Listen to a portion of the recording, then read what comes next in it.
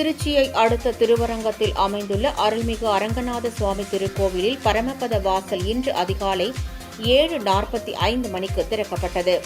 பூலோக வைகுண்டம் என்று அழைக்கப்படுவதும் 108 வைணவ தலங்களில் முதன்மையானதுமான திருவரங்கம் அரங்கநாத சுவாமி திருக்கோவிலில் வைகுண்ட ஏகாதேசி திருவிழா கடந்த 19ஆம் தேதி திருநெடும் தாண்டகத்துடன் தொடங்கியது. 20ஆம் தேதி பகல் 10 உற்சவம் தொடங்கி நடைபெற்று வந்த நிலையில் இத்திருவிழாவின் முக்கிய நிகழ்வுகளான பரமபத வாசல் திறப்பு இன்று அதிகாலை நடைபெற்றது.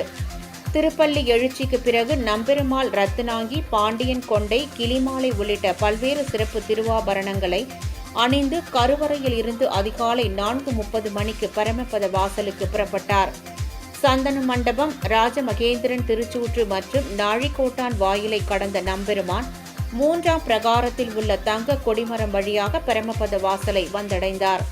இதனைத் தொடர்ந்து அதிகாலை 5:45 மணிக்கு பரமபத வாசல் திறக்கப்பட்டதும் அங்கு கூடியிருந்த பக்தர்கள் புடைசூழ பரமபத வாசல் வழியாக கடந்து சென்று பிரவேசித்தார்.